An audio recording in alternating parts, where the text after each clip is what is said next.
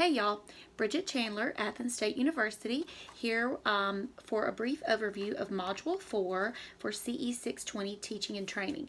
Module 4 is on developing cognitive, social, and teaching presence, particularly online, but this can be used in your regular face-to-face classroom. Most of the tips and information here. Probably the only area that I thought was more pertinent for an online classroom would be the instructor presence. And then possibly the social development of the class. Those are two areas that to me are very different in an online learning environment versus a face-to-face, more traditional learning environment. Because it's hard to create your presence as an instructor when you're really not there, where it just happens naturally when you're a part of the class and you're seeing your learners every day. Then the social aspect too of the people who are involved in the course, that develops on its own, or with minimal help from the instructor or from planning in a face-to-face environment, whereas it has to be very intentional in an online learning environment. So those are two areas to me that were a little different for an online versus a face-to-face environment, but most of it I think is applicable to your face-to-face environment, even though the chapter in the book focuses more on online learning.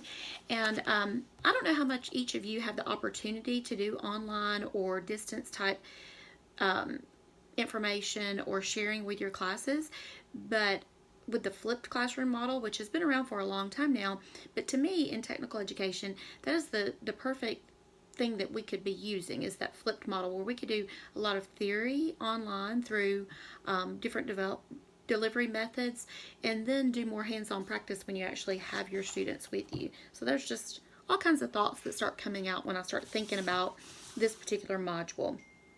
And I seem to just do that. I seem to chase those rabbits whenever I start videoing. I don't know why. I don't know why it just starts all coming out then. But anyway, bear with me. We'll go back to Module 4, which you have 4 weeks to be working on Module 4. So the training notes and the notes for this chapter just are stressing that the main goal for this module is to understand cognitive, social, and instructor presence and its impact on learning. So how cognitive presence occurs when learners engage in a community of practice, using active learning, critical thinking, and reflection, and how we can increase social presence by using collaborative learning strategies and collaboration tools. And the kind of the goal behind this, and I remember learning this a few years ago when I was studying more about online learning and online teaching, is that the lack of trust that can exist, and how do you build, especially if you're in some type of mini term or again in an online learning environment, how do you learn to trust people that you don't know, that you don't see, you don't know them? Fortunately for us, and in this particular class that you all are in, there are several of you who work together, and then also several of you who have taken other classes together, or who know one another socially or professionally outside of the class. So I think that does help. In another class that I'm teaching, an undergraduate course, there are several folks who work together at the same institution or that are in it, and it comes out in the discussion board. I can tell that they're joking around with one another, and they're saying things that they don't say to their other classmates because they are so socially comfortable with one another. So that's a good thing to see. Like, as an online instructor, for me, I like to see that people are connecting in the classes. Generally speaking, most folks who are in online classes with me, especially since I started doing these videos, which are very uncomfortable for me because I don't watch them, but since I started doing them, it gives folks who are in the classes the sense of knowing me, where I don't have that same opportunity of that sense of knowing who you are. So while I think it's maybe somewhat helpful, I wish that there was a way to make that a two-way connection, because I oftentimes have met folks who have been in classes that I don't have that same connection with them as they do with me. And so maybe if I continue doing this for another 10 or 15 years, then I'll figure that part out too. But anyway, so back to the book, Bridge. Stay focused. So how to build that social presence, how they're using collaborative learning strategies, and to help build that trust and engage in higher order thinking, so that more authentic discussion and authentic learning can occur from a peer-to-peer type situation.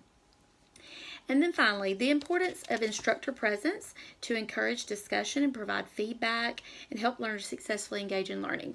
So that also helps with the persistence of the learners, according to our text and other research materials, that the more connected your students feel, the more likely they are to persist, to continue, to finish the program, because they feel more connected to you as the instructor in the program. There are some larger goals for the module. The first goal is to help us understand how to develop cognitive presence, as I said, through active learning strategies. Now you'll see in the module the supplemental materials for Chapter 11. There are actually 3 PowerPoint presentations for Chapter 11 and 2 for 12, 1 for 13, and 1 for 14. Then in your other supplemental materials, I have found some TED Talks and YouTube videos that I thought were pretty interesting on teaching methods for inspiring students of the future, active learning in the classroom, cooperative learning models, and so forth. So you will see those in your module for you, and if you have time and would like to view those, please by all means do so. Or if you find something that you think is just phenomenal, then share it with us. Share it with me and I can share it with the rest of the class. The second goal is to help us to understand how social presence can be established through collaborative learning strategies. And again, to me, this one is more probably more important, more prevalent for an online class, because it can be a little harder to establish that when you're outside of a traditional classroom, when you're not really together, but you're just together online. So there's some ways to encourage that and some different perspectives that are presented in the material. The third goal is to help us understand how we can develop presence in discussions by using a variety of interaction strategies. Okay, so through the years of my experience with online teaching and using discussion board, it's not my most favorite platform because to me it feels very formal, and you do have to click on each person's post, and then it's following a thread is a little different. So, ideally, we would have some type of app within Blackboard that would act more like a Facebook type of situation. That's what I would think, so that it would be a little easier to follow and feel a little different and not so formal in a discussion board.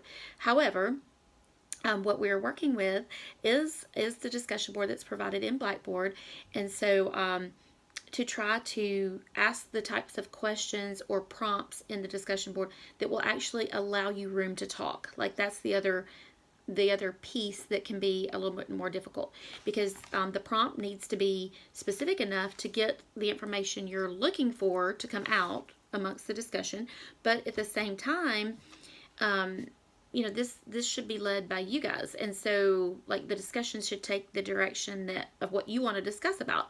So it kind of has to be open-ended.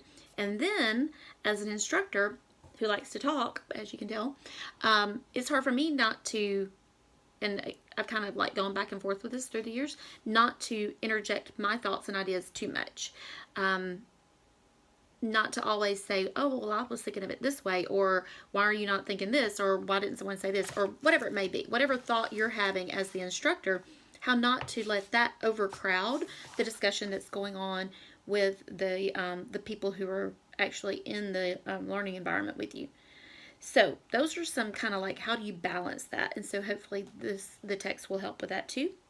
The last of the goals for this particular module focuses on understanding the variety of communication tools that are available and how you can use the tools in your courses, be it online or face-to-face traditional classes. And similarly to in the last module, one of the assignments you did was the what did they call it? The faculty plan, faculty expectation template, the faculty expectations plan. Well, the book also recommends for communication that you focus and develop a communication plan. And so And it kind of walks you through that and how you could establish this plan. And all of this, again, coming back around to develop a community of inquiry in your class through the use of cognitive, social, and teaching presence that is mediated by appropriate communication tools. So that's kind of your overarching goal for this particular module. All right, other just kind of notes that I made while I was looking through here is it does bring out the importance of a reflection, and you all have been doing reflections in hopefully most all of your graduate courses. And in this particular course, we're only doing a reflection following each module. So according to our text, having the opportunity to reflect upon your learning helps you to actively direct your learning, and then also connect it into seeing what you've learned and what you can do with that in your own life, like in your work life. So how does that connect? Sometimes until we actually reflect, we may not think about it. It may not come to us of what we're doing. So again, that's the research base behind a reflection. That's why you do reflections in this class and hopefully in several others. Some other collaborative learning strategies. And so I did link a couple of videos that have some strategies for you for cooperative learning. Some things that if you're just not real sure what all to do, or maybe, sometimes we get accustomed to doing the same things. And so this might give you some new ideas for collaboration. An area that I really don't do as much of, but I would like to incorporate more of if I could figure it out. I got to wrap my brain around it. Is peer reviews, like how to utilize you guys to review each other's material and provide feedback to one another. So hopefully you're able to do that in your classroom, because again, this is part of collaborative learning that is very important, and we know that research supports it. But for me, it's really difficult to figure out how to do that in this type of learning environment. But hopefully I will learn from this material too and can start incorporating some of that. Then the instructor interaction, I've already told you, like for me, the struggle is how to balance it, how to balance how much interaction is there and balance it with my other duties. I'm sure you all are just like me too. Like as soon as I sat down to do this video today, I had not closed the door yet and I had not put my sign on my door, but I was like getting all my materials ready, making sure I had the stuff I was going to need. And in walks a delivery person with this packet of stuff that needs to be done immediately. So you all are probably just like me, and we all are in this similar situation, no matter what we actually, our role in our work, whether we're instructors or whatever it may be, that is not the only thing we do. Like, if all we did was got to teach 2 or 3, 4 classes, 5 classes, that would be outstanding, phenomenal, and we would probably be like teaching like our hair was on fire. There's a book that's called that, Teach Like Your Hair's on Fire. But in the real world where we live, there's lots of other things that come along with the job. And so those things include planning for other semesters, book orders, and so forth. And it's usually stuff that has to be done like right now. Like, hey, stop what you're doing and do this. So as soon as I turn the camera off, I'm going to work on something completely different that has nothing to do with teaching the class. So I'm just being real. This is so for me, balancing the different duties and the different roles and responsibilities that come along with being an instructor can decrease my instructor interaction and my instructor presence.